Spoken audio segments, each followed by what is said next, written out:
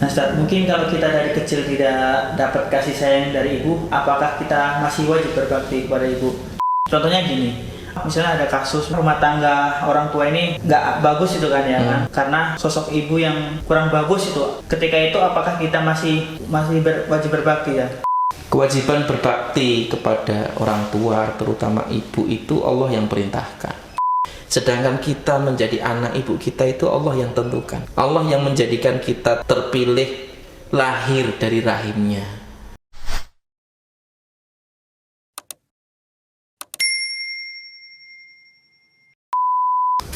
Ini terkait kalau mungkin ada beberapa kasus yang terjadi di sekitar kita, itu nggak semua anak atau laki-laki atau apapun perempuan itu nggak bisa seperti kita, misalnya ngaji gitu kan, ataupun ya kayak kita mengenal sunnah gitu kan, keluar bisa pakai koko ataupun pakai peci.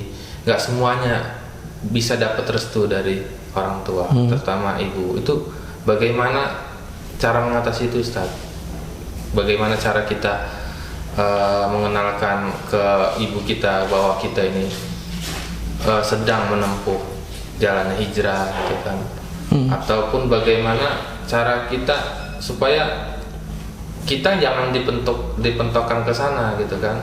Nah, sampai kita harus memilih. Kadang-kadang ada yang harus memilih, saya harus hijrah atau tetap ikut mau orang tua. Itu yang kadang-kadang ya. Dan memang itu tantangan tersendiri ya kalau dialami.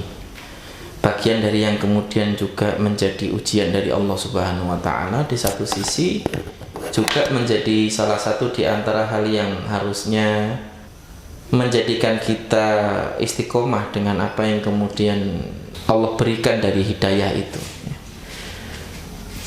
Karena begini, dulu juga pernah dialami oleh salah seorang sahabat, Mus'ab bin Umair, ketika kemudian beliau diuji dengan ibunya. Beliau masuk Islam sedangkan ibunya tidak ridho dengan keislamannya. Dan ini salah satu di antara yang kemudian menjadi asbab turunnya firman Allah Subhanahu wa Ta'ala. Dalam Quran surat Luqman, Allah Subhanahu wa Ta'ala menyebutkan, wa in jahadaka 'ala an tusyrika bima laysa laka bihi ilmun fala tuti'huma wa sahibuhuma fit dunya ma'rufa wattabi' sabila man anaba ilayya thumma ilayya marji'ukum fa unabbi'ukum bima kuntum ta'malun. Bahwa jika kedua orang tuamu itu berusaha untuk menjadikanmu melakukan kesyirikan yang malaysa laka bihi ilm, yang tidak engkau ketahui ilmunya, fala tuti'huma. Allah dengan tegas menyebutkan jangan kalian taati mereka. Jadi kalau orang tua kita itu justru menginginkan kita melakukan keburukan, jangan taati mereka. Karena kaidahnya kan la ta'ata li makhluqin fi maksiatil khaliq. Tidak ada ketaatan bagi makhluk ya, terkait dengan bermaksiat kepada Khaliq, sang pencipta. Dan ini bagian dari yang kemudian harusnya kita perhatikan. Jadi kalau kita harus memilih antara kemudian kita memilih jalan hijrah kita atau kemudian kita tetap mengikuti kemauan orang tua, tentu yang diutamakan adalah memilih jalan hijrahnya. Hanya Allah juga menambahkan dengan kalimat wasahibhuma. Artinya jangan kemudian ditinggalkan, jangan kemudian akhirnya orang tuanya ditinggal, artinya dia minggat dari rumah gitu dan lain sebagainya. Itu langkah yang justru bukan bagian dari yang tepat untuk dilakukan, dan itu bisa jadi mendatangkan kemurkaan Allah juga kalau ternyata dengan itu orang tua juga murka kepada kita ya. Artinya murkanya bukan karena hijrahnya, tapi karena sikap kita yang meninggalkan rumah atau sikap kita yang akhirnya kemudian melawan orang tua. Itu yang kemudian juga penting untuk dihati-hati. Karena Allah juga menegaskan dengan kalimat wasahibuhuma fid dunya ma'rufa, dan bersamailah mereka di dunia dengan cara yang ma'ruf.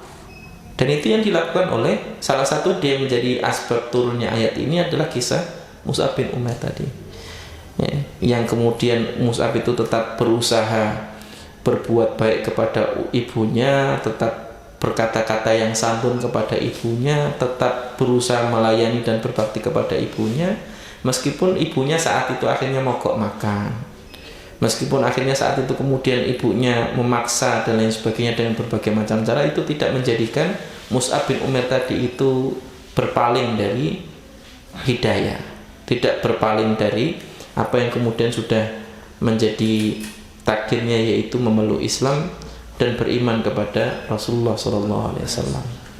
Nah, Ustaz, itu kan kita kan nggak boleh meninggalkan orang tua kita atau ibu kita kan, kalau kita sedang hijrah. Tapi kan ada nih kasus yang di sekitar kita itu, ya itu yang saya bilang, nggak semua orang bisa kayak kita pakai koko, ataupun perempuan juga nggak bisa, nggak semua perempuan bisa pakai syar'i, malah ada yang tidak diperbolehkan pakai kerudung oleh orang tuanya sampai diusir, itu kan dengan alasan kamu nanti nggak bisa kerja kalau kamu pakai kerudung. Itu kadang-kadang orang tua seperti itu, sampai ya itu ada kasus yang sampai diusir. Itu gimana Ustaz?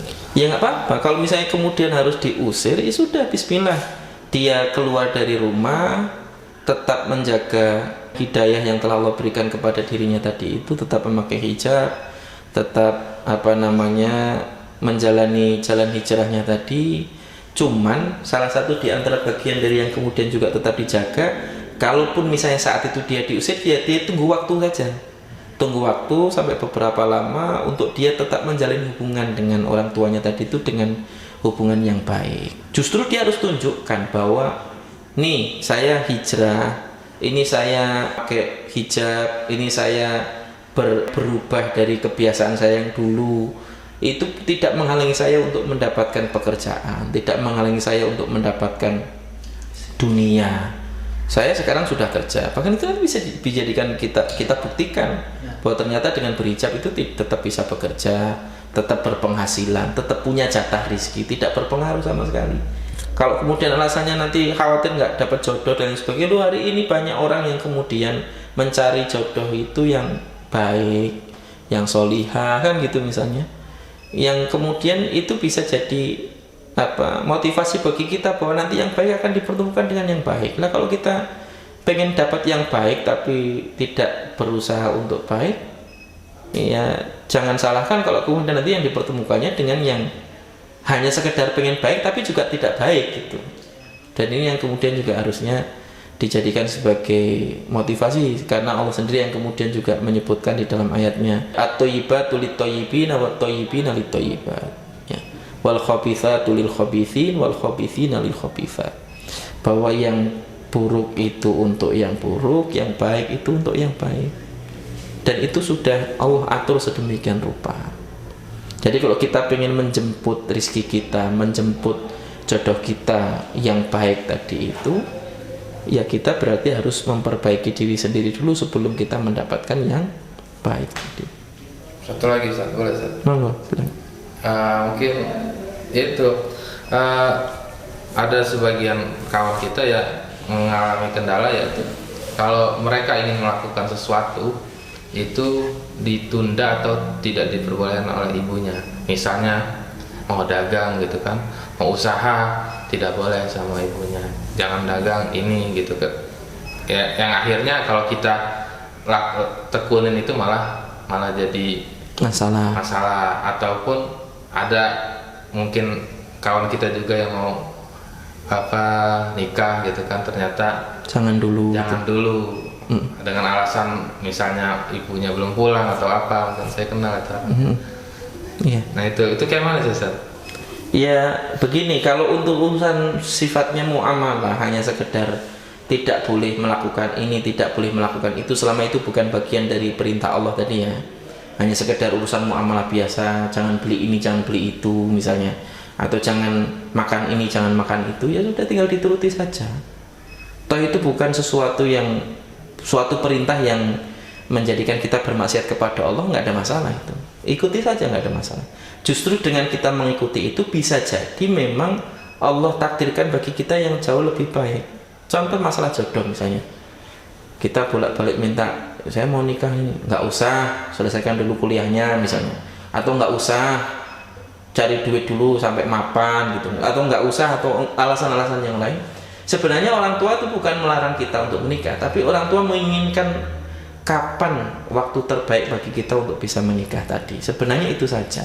Yang kalau kemudian kita bisa ridho dengan itu, bahkan berdoa kepada Allah supaya kemudian kita dipertemukan yang baik dan cocok dengan orang tua tadi itu malah bisa jadi dapatnya yang lebih istimewa gitu. Dan ini yang juga dialami banyak orang. Kalau kemudian orang tuanya nggak setuju, itu cenderung perjalanan di dalam meraih cintanya tadi itu susah, nggak cocok, ribut. Kalaupun sudah sampai nikah, cerai misalnya dan lain sebagainya gitu. Banyak hal. Dan itu bukan hanya 1, 2, udah banyak kasusnya. Cuman ketika kemudian itu seiring dengan ridhonya orang tua kepada kita, ketika kita melayangkan pilihan, ketika kita mengungkapkan keinginan, atau ketika kemudian kita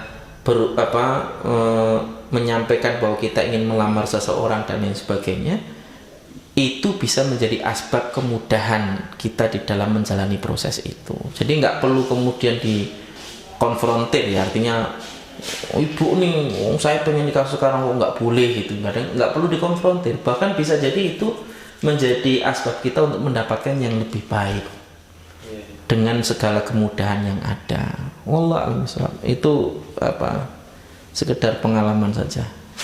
Jadi gitu loh. Iya. Insyaallah. Jadi nurut aja ya. Itu udah ya. Insyaallah. Jadi gitu Ustaz.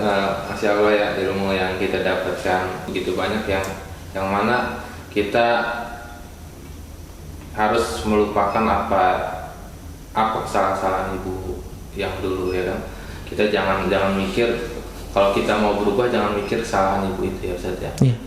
Kita fokus untuk berubah diri kita dan memperbaiki kesalahan kita, dan fokus untuk berbakti kepada orang tua terutama ibu. Cukup ya? Iya. Untuk sesi kali ini kita cukupkan. Mungkin untuk kawan-kawan yang ingin bertanya soal bincang-bincang muamalah ini bukan sekedar perdagangan ya Ustaz ya, tapi banyak hal ya Ustaz ya, termasuk masalah keluarga, pernikahan dan lain-lain. Jadi mungkin ada pertanyaan seputar muamalah lainnya, bisa ditulis kolom komentar supaya nanti kita bisa bahas di video selanjutnya. Saya akhiri video ini dengan doa kepada majelis. Subhanakallahumma wa bihamdika, asyhadu an la ilaha illa anta, astaghfiruka wa atubu ilaik. Wassalamualaikum warahmatullahi wabarakatuh. Waalaikumsalam warahmatullahi wabarakatuh.